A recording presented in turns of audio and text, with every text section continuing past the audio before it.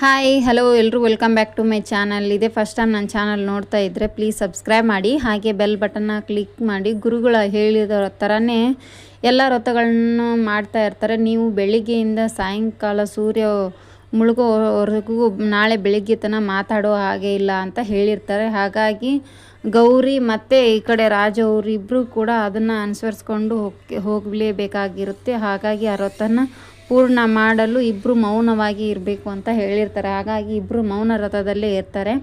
ಈ ಕಡೆ ಮೌನ ವ್ರತ ಮಾಡ್ತಾನೆ ಊಟಕ್ಕಂತ ಕುತ್ಕೊಂಡಿರ್ತಾರೆ ಗೌರಿ ಮತ್ತು ರಾಜ ಅವ್ರಿಗೆ ಗೌರಿಗೆ ಕೆಂಬರಕ್ಕೆ ಶುರು ಆಗುತ್ತೆ. ರಾಜವ್ರ ಕೈಯಲ್ಲಿ ನೀರಿರುತ್ತೆ, ಅದು ಕೊಟ್ಟೋರ ಥರ ಮಾಡಿ ಕಸ್ಕೊಂಡು ತಾವೇ ಕುಡಿದ್ಬಿಡ್ತಾರೆ. ಅದನ್ನು ಮಾತಿಂದ ಕೇಳೋಕ್ಕಾಗಲ್ಲ ಅಂಥೇಳ್ಬಿಟ್ಟು ಗೌರಿ ಏನು ಮಾಡ್ತಾಳೆ ಅಂದರೆ ಕಾಲಿಂದ ಅವನ ಕಾಲಿಗೆ ತಾಕಿಸ್ಬಿಟ್ಟು ಅವ್ರು ನೀರು ಕುಡಿದಿರೋದನ್ನೆಲ್ಲ ಹೊರಗಡೆ ಬರೋ ಥರ ಮಾಡ್ತಾ ಇರ್ತಾರೆ.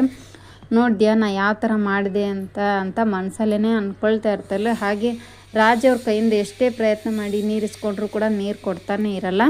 ಈ ಕಡೆ ಮೋನಿಕಾ ಅವರು ತಾವು ಮುಚ್ಚಿಟ್ಟೋ ಸತ್ಯನ ಬಯಲು ಮಾಡೋಕ್ಕೆ ಅಂತ ಹೊರಟಿರ್ತಾರೆ. ಅದೇನಪ್ಪ ಅಂತಂದರೆ ತನ್ನ ಲವ್ವರ್ಗೆ ಫೋನ್ ಮಾಡಿಬಿಟ್ಟು ಇವತ್ತು ಎಷ್ಟೊತ್ತಿದ್ರು ನಾನು ಮೀಟ್ ಆಗಲೇಬೇಕು, ನೀ ಬರ್ತೀಯ ಇಲ್ವಾ, ಇವಾಗ ಇಮಿಡಿಯೇಟ್ಲಿ ಇರಬೇಕು ನೀನು ಇಲ್ಲಿ ಅಂತ ಹೇಳ್ತಾ ಇರ್ತಾರೆ.